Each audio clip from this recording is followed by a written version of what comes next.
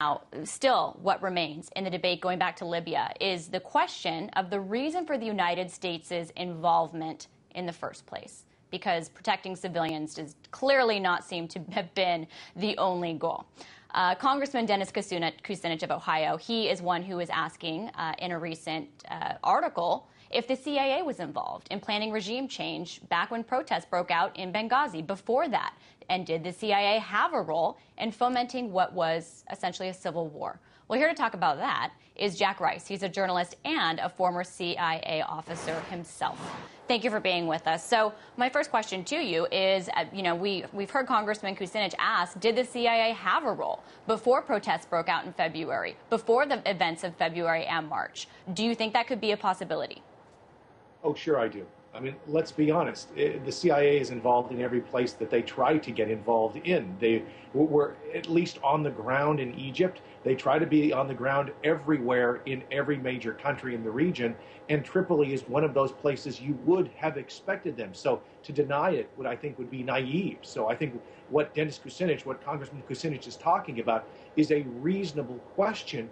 But I think one of the problems that we have is the U.S. has a very schizophrenic relationship and sort of approach to the Middle East in general. We talk about democracy and how we're supporting the rebels and how incredibly important this was to protect human life, etc. But we made the very same argument in Egypt, but that ignores the fact that we supported Mubarak for decades as our very closest ally in the region. Now, how do you reconcile those two? And I think there's a lot of people in the Middle East who are asking that very question today. Of course. I mean, it's the same question that comes up in countries like Bahrain, where the United States has not had the same reaction as it did to Libya, where, of course, it's a powerful geopolitical partner as well as a very important source of oil.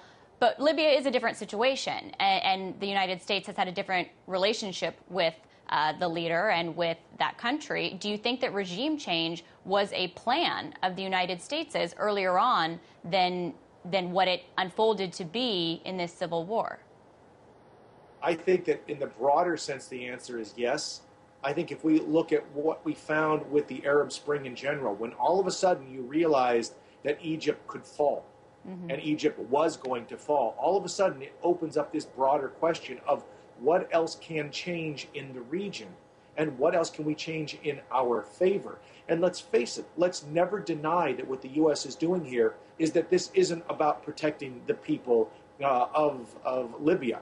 This is about American interest first and foremost. We can shine this up all we want. This is not a left or right question, a Republican or a Democratic question. This is an American foreign policy question. It's cold-blooded as hell. The problem that we have, again, is reconciling when we say one thing, but we turn around and do another. And regardless of that hypocrisy, doesn't the U.S. realize that this could all backfire in its face? I mean, my last guest and I were talking about that Sharia law could be, what this ends up, which is not something which the United States would want. We've seen that happen in other countries and be a struggle in Iraq. So this could not go the way that the United States wants it. Leaders have to know that, right?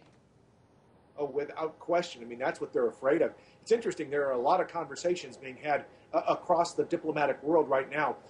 The British Foreign Minister Haig just came out this morning, and he even said, where do we go next? Well, the first thing we have to do is get some stability on the ground. I mean, imagine what happens when all of these 20-something-year-old kids, and they are kids in many cases, who roll into Gaddafi's compound and walk out with a lot of weaponry on the streets of Libya, on the streets of Tripoli. Where do you go next? What do the Americans do if all of a sudden these guys turn around and decide, you know what?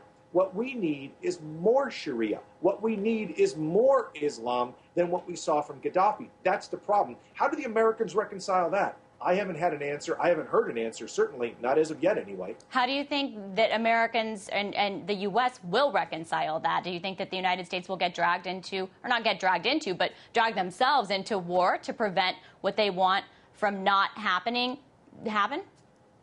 Oh, I don't think you're going to see a war in any sense of the word. What you may see is exactly what we have done in the past. You see a lot of shadow wars.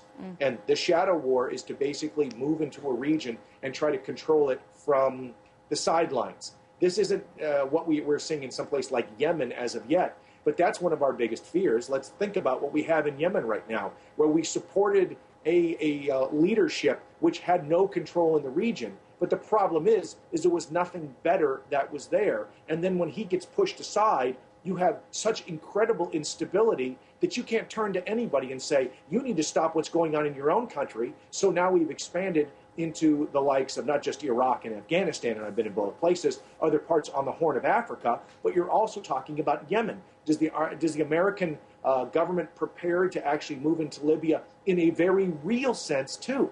Well, President Obama has been very hesitant to do that, but you should note that the likes of Rick Perry, the likes of Bachmann, the likes of Mitt Romney have all said that President Obama was not aggressive enough. We should have had more troops. We should have had more planes, more sorties. Well, then, so what does that say for the future? I don't know. It seems like conservatives always just want to have, some of them, the hawks, want more war, but we'll have to wait and see if this is a web that continues to expand and see if we find out more about just what role the CIA did have in this civil war. But thank you so much for your expertise as a former CIA officer. Jack Rice, he's also a journalist.